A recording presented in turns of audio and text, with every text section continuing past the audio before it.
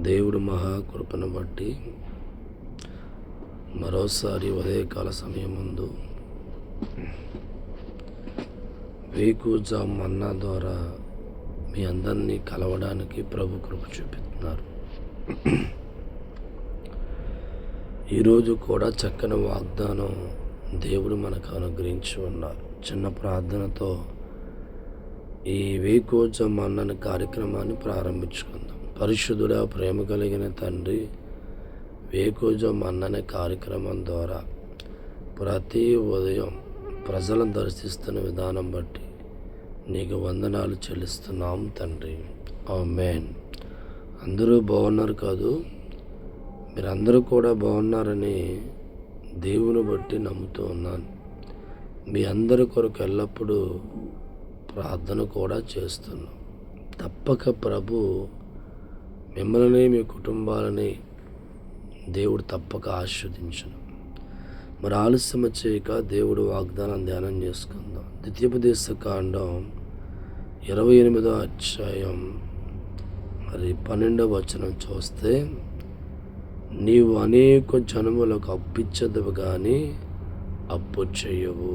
దేవుడి స్తోత్రం. ఈ రోజుల్లో మనిషి జీవితాన్ని బాగా పీడించేది, మనిషిని బాగా కృంగజేసేది మరి ఏదైనా ఉంది అని అంటే అది అప్పేనండి. అప్పు ఉన్న వ్యక్తుల జీవితాల్లో మనశ్శాంతి ఉండదు. అప్పు ఉన్న వారి కుటుంబాల్లో కూడా ఎవరికి మనశ్శాంతి ఉండదు. అప్పు అనే ఈ మహమ్మారి వల్ల అనేక కుటుంబాలు దినాన్న బాధపడుతూ ఉన్నారు. అనేకులు అప్పులు తీర్చబడక మన జీవితాలు కూడా ముగించుకున్నవారు చాలామంది మనకు కనబడుతూ ఉన్నారు. అయితే ఈ ఉదయం దేవుడిస్తున్న వాగ్దానం గమనిస్తే, నీవు అనేక జనములకు అప్పిచ్చేవాడిగా ఉంటావు తప్ప అప్పు చేయవు. దేవుడి స్తోత్రం. అప్పుల్లో ఉన్న వారి జీవితాలన్నీ కూడా దేవుడు వారి జీవితాలు రివర్స్గా మారుస్తా అన్నాడు. అప్పు ఎలా తీర్చబడుతుంది అని మనం ఆలోచిస్తే, దేవుడి వాక్యాన్ని బాగా మనం పరిశీలిస్తూ ఉంటే బైబిల్ ఉంటుంది, నన్ను ప్రేమించే వారిని ఆస్తికర్తలుగా మారుస్తా అని చెప్తున్నాడు. ఈ మాట నిజమేనండి, ఇది వాస్తవం అండి. నీవు అప్పుల్లోంచి విడుదల పొందుకొని 10 మందికి నీ చేతితో అప్పిచ్చేవాడిగా మారాలి అంటే బైబిల్లో దేవుడు రాయించిన మాట అనుసరించాలి. ఆయన రాయించిన మాట, నన్ను ప్రేమించే వారిని ఆస్తికర్తలుగా మారుస్తాను, నా ధనిధిలోంచి వారిని గుప్పిలిప్పి వారి నిధులు నింపుతాను. దేవుడి స్తోత్రం. మనిషి అప్పుల్లోంచి బయటపడడానికి అనేక మార్గాలు వెతకడం ప్రారంభిస్తున్నారు. ఏదో ఒకటి చేయాలి, ఏదో ఒకటి చేసి బాగా లాభాన్ని గడించి అప్పుల్లోంచి బయటపడాలని మనిషి బుర్రకందిన ఆలోచనలన్నీ కూడా పరిగెత్తి చివరికి ఏ మార్గంలో వెళ్ళినా సక్సెస్ కాక అప్పులు తీర్చలేక ఎందరో జీవితాలు గతించిపోతూ ఉన్నాయి. సోదరా, ఈ వేకువజాము మన్నా ద్వారా నువ్వు ఈ మాటలు వింటున్నావా? నీవు కూడా అప్పులు కలిగిన వాడిగా ఉండి బాధపడుతున్నావా? అప్పులు తీర్చుకోవడం కొరకు రకరకాల మార్గాలు వెతుక్కొని చివరికి ఏ మార్గంలో ప్రయత్నాలు చేసినా జీవితం ఫలించక బాధల వంటి పరిస్థితుల్లో కొనసాగుతున్నావా? నీకు శుభవార్త. దేవుడు నిన్ను అప్పు తీసుకోవడమే కాదు, ఇక నుంచి నీ జీవితానికి 10 మందికి అప్పిచ్చే స్థాయికి హెచ్చించబోతున్నాడు. దేవుడు స్తోత్రం. ఆ స్థానం నువ్వు లభించుకునే వ్యక్తిగా మారాలి అంటే పరిశుద్ధ గ్రంథంలో దేవుడు వాక్యం, నన్ను ప్రేమించే వారిని ఆస్తికర్తలుగా మారుస్తాను. ఎంత చక్కని మాట. మనిషి దేవుని ప్రేమించకపోవడం వల్ల అనేక మార్గాలు వెతుక్కొని అలసిపోతూ ఉన్నాడు. ఈ వేకువజాము మన్నా ద్వారా అప్పుల్లో ఉండి ఈ మాట వింటున్న వ్యక్తివైతే ఇప్పుడే దేవుణ్ణి ప్రేమించడం ప్రారంభించు. దేవుడి వాక్యాన్ని, దేవుణ్ణి నువ్వు ప్రేమించే వ్యక్తిగా మారుతూ ఉండాలి. నీ ప్రేమలో దేవుడికి స్వార్థం కనిపించకూడదు, నటనా జీవితం కనిపించకూడదు. నీ ప్రేమలో సంపూర్ణముగా దేవుణ్ణి నువ్వు ప్రేమిస్తున్న వ్యక్తిగా కనబడ దినాన్న దేవుడు నీ మార్గాలు బయలుపరుస్తూ ఉంటాడు.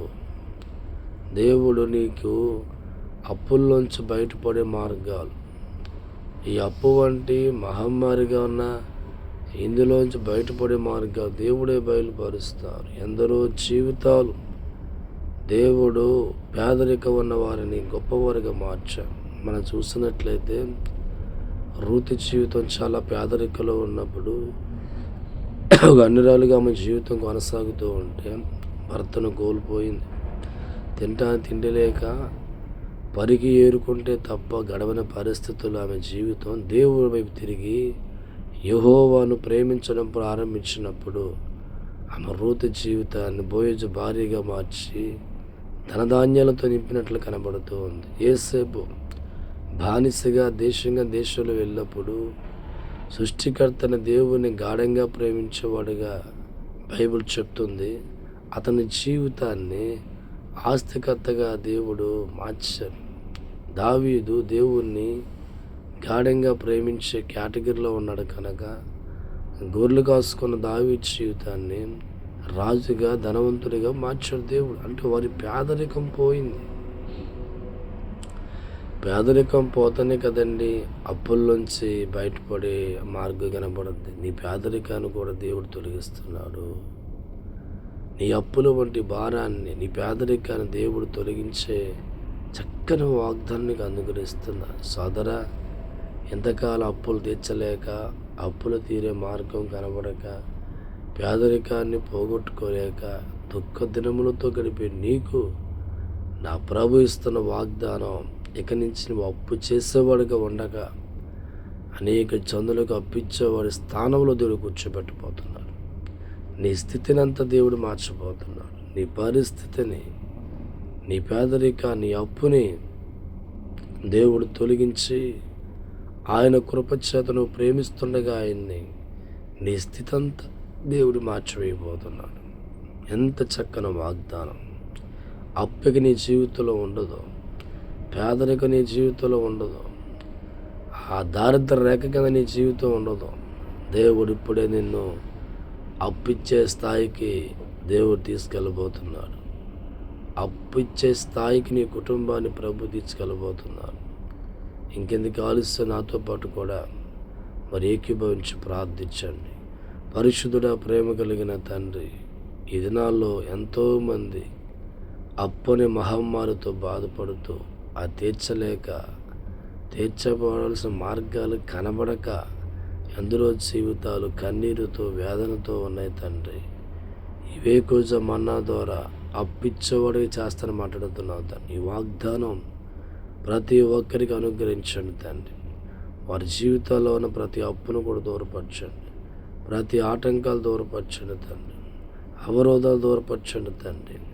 ఇవే కొంచెం మన్నా ద్వారా మీరు ఇచ్చిన వాగ్దానం జరిగించండి తండ్రి. ఎంతమంది నా తండ్రి అప్పుల్లో ఉన్నారో వారి నిమిత్తం ప్రార్థిస్తున్నా తండ్రి. అప్పుల్లోంచి వారి జీవితాలు విడుదల దయచేయండి. ఎంతమంది సమస్యల్లో ఉన్నారో వారి సమస్యల్లో వారి విడుదల కలిగించేయండి. ఎంతమంది పిల్లలకి బాధపడుతున్నారో ఇప్పుడు యేసు నామం పేరుట పిల్లలు లేని వారి పట్ల కృప చూపించి సంతానం దయచేయండి. ఎంతమంది వ్యవసాయం పాడి పంటలు ఎదురు చూస్తున్నారో వారి కార్యక్రమాల్లో వారికి పరివింపు దయచేయండి. చదువు లేని వారికి చదువు దయచేయండి. చదువుకుంటున్న వారి చక్కని ఉద్యోగాలు దయచేయండి తండ్రి. ఇతర దేశాల్లో ఉన్నవారి చక్కని కుటుంబాలు చేర్చండి ప్రభా. నా ప్రభా, రోగాల చేత, జబ్బుల చేత ఆసుపత్రిలో పడి ఉన్న వారికి స్వస్థపరచండి తండ్రి. తండ్రి, ఇదిగో పిల్లలు లేని వారికి పిల్లలు దయచేయండి. వివాహం కాని వారికి వివాహం దయచేయండి.